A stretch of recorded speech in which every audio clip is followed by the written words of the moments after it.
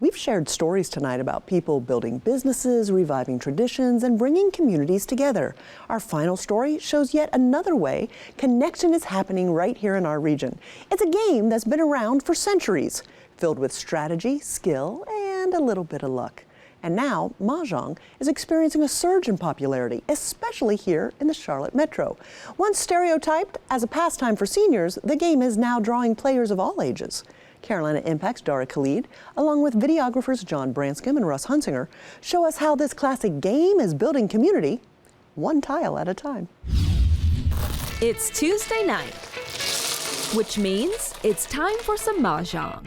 But first, the space at Triple C Brewing Company in Charlotte that's typically used for sipping ice-cold beers must be flipped into a game room. We have anywhere from 4 to 5 to 6 tables. Julia Harker, co-owner of the brewery and instructor of the Mahjong classes here, maneuvers throughout the space, rearranging tables and laying out the game components, like these colorfully designed mats, wooden racks, and tiles that are sure to catch your eye, either by their sheer pink beauty or the intricate Chinese characters etched on them. The beautiful tiles, it is very aesthetically pleasing. Once the space is set, so tonight we're going to be learning American Mahjong. Class is in session. Similar to a card game, the tiles just represent kind of different cards. Fun, they're laid back, it's really easygoing.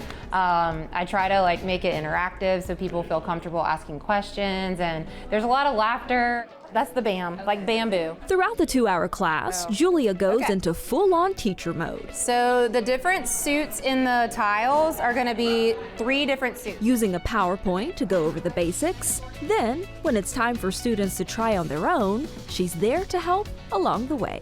She has been really good at answering all my questions and very informative and easy to understand as well. Which really comes in handy because Mahjong is notoriously known for being a challenge. Yes, intimidating is definitely the right word. At first it overwhelmed me, but it makes me think.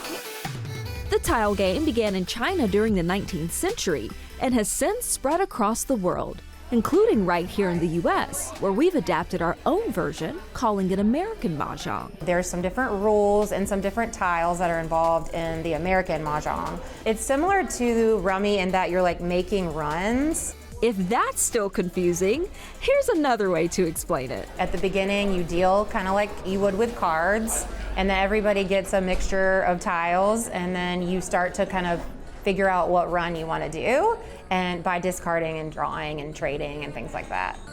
The goal is to be the first one in your group of 4 to match 14 tiles to a single hand. You do this using the Mahjong card. Sounds simple enough? Well, it's a lot more difficult than I originally anticipated, but it's really fun and I'm having a good time. Which Julia says is the whole point. For students to enjoy themselves, not just by playing the game, but by interacting with everyone. It's a really good way for us all to get together and enjoy. I love this group. You're probably familiar with the game's reputation. My grandma back in the day, she loved this game. It probably has a rap as being an old lady game.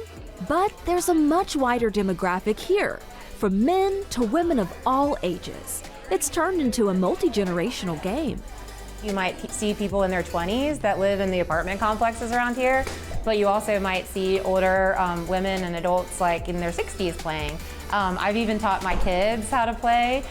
For Beth Goot, who's been coming here since November, she's seen how the mix of ages leads to new perspectives. Multi-generational life is so important, and so many times we put people in pockets, you're a senior, you're a mom, and I think that we all have so much to give. All you have to do is Google it once and see how popular it is. It seems to be sweeping the nation. I see coffee shops doing it, other breweries doing it. Custom home builders are even building Mahjong rooms into the houses now because they know it's an amenity people are looking for. Julia's husband, Chris, president and co-owner of the brewery, happily welcomed the idea of not only hosting classes, but also hosting open play. It's been amazing. On Tuesdays when she's doing this, I hustle home to be with the children, and she hustles up here to kind of trade roles with me. And she's having fun, and it's, been making the brewery money. So that's very hard to argue with. What began as a simple love of the game has turned into something much bigger for Julia. It's a table where generations pull up chairs, share a brew, and learn from one another. In the click of the tiles and the hum of conversation, Mahjong becomes more than a game.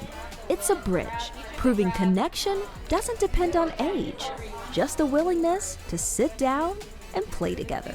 For Carolina Impact, I'm Dara Khalid.